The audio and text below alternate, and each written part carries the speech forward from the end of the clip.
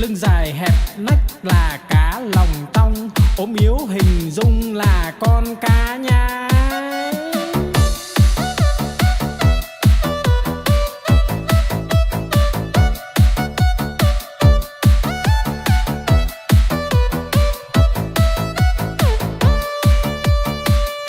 No lòng phĩ dạ là con cá cơm, không ướp mà thơm là con cá ngát. Miệng bay thoăn thoắt là con cá chim, hụt cẳng chết chìm là con cá đuối. Nhiều năm nhiều tuổi là cá bạc đầu, đủ chữ đủ câu là con cá đối. Mai nở tàn tối là con cá hoa, trắng muốt làn da là cá út thịt. Lưng dài hẹp nách là cá lòng tong, ốm yếu hình dung là con cá nhái.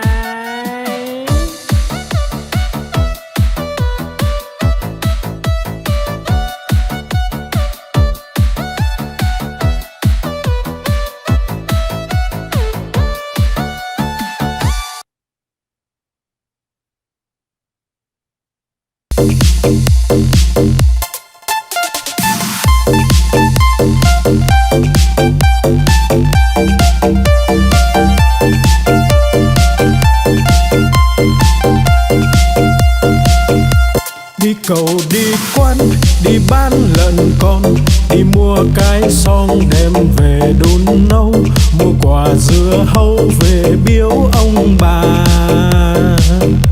mua một đàn gà về cho ăn thóc, mua lược chải tóc, mua cặp gội đầu, đi mau về mau kẻo trời sắp tối.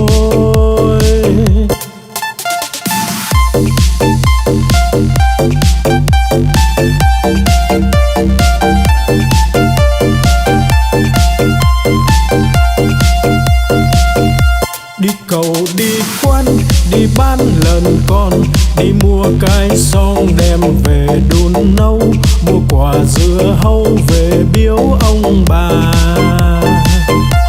mua một đàn gà về cho ăn thóc, mua lược chải tóc, mua cặp gội đầu, đi mau về mau kẻo trời sắp tối.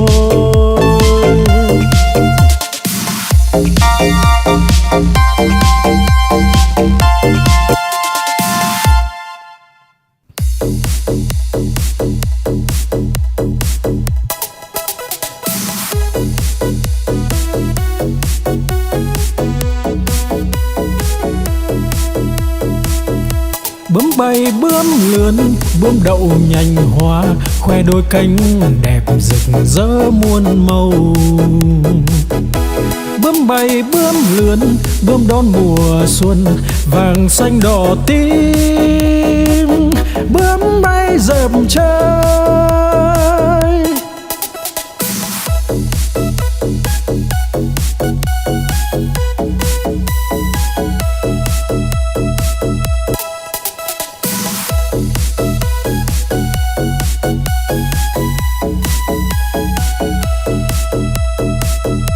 Bướm bay bướm lượn, bướm đậu nhành hoa, khoe đôi cánh đẹp rực rỡ muôn màu.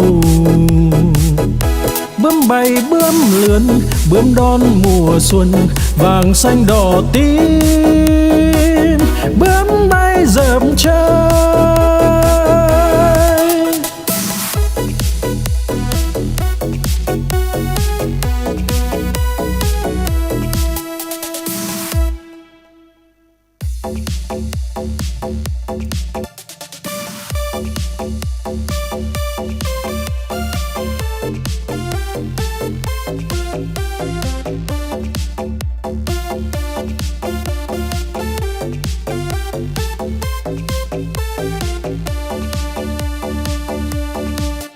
Con cua mà có hai càng, đầu tai không có bò ngang cả đời. Con cá mà có cái đuôi, hai vây ve vầy nó bơi rất tài. Con rùa mà có cái mai, cái cổ thụt ngắn thụt dài vào da. Con voi mà có hai ngà, cái vòi nó cuốn đồ nhà đồ cây. Con chim mà có cánh bay, bay cùng Nam Bắc Đông Tây tỏ tường.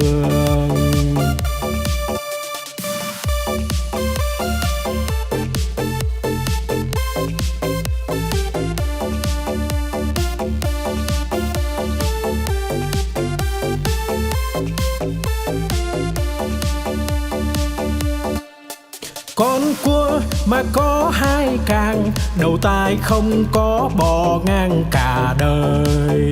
Con cá mà có cái đuôi, hai vây ve vầy nó bơi rất tài. Con rùa mà có cái mai, cái cổ thụt ngắn thụt dài vào da. Con voi mà có hai ngà, cái vòi nó cuốn đồ nhà đồ cây. Con chim mà có cánh bay, bay cùng Nam Bắc Đông Tây tỏ tường.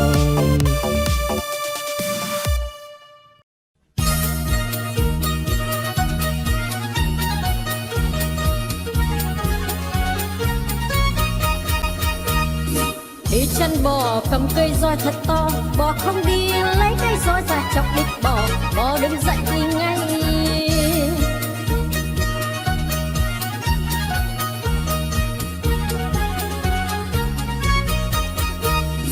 Đi chân bò cầm cây roi thật to, bò không đi lấy cây roi ra chọc đít bò, bò đứng dậy đi ngay.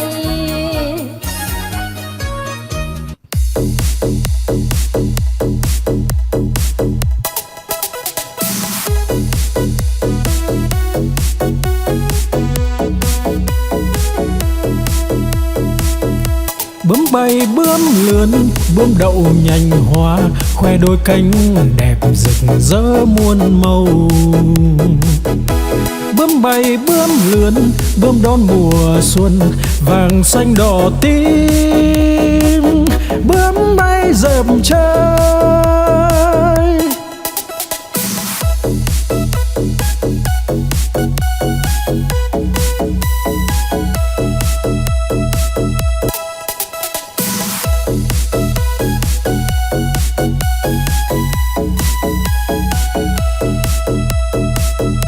bướm bay bướm lượn, bướm đậu nhanh hoa, khoe đôi cánh đẹp rực rỡ muôn màu. Bướm bay bướm lượn, bướm đón mùa xuân, vàng xanh đỏ tím. Bướm bay dợp trời,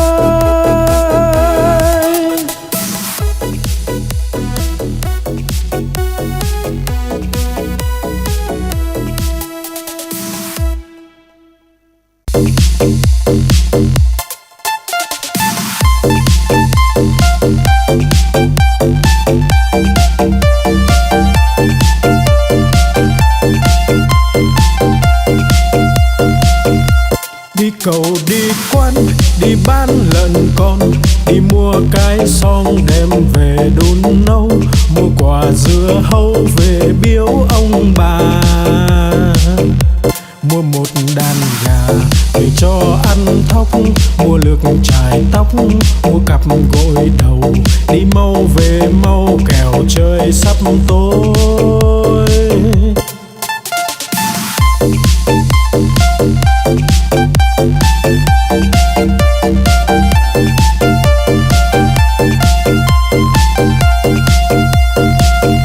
Đi cầu đi quán đi bán lợn con, đi mua cái xong đem về đun nấu, mua quả dưa hấu về biếu ông bà. Mua một đàn gà để cho ăn thóc, mua lược chải tóc, mua cặp gội đầu, đi mau về mau kẻo trời sắp tối.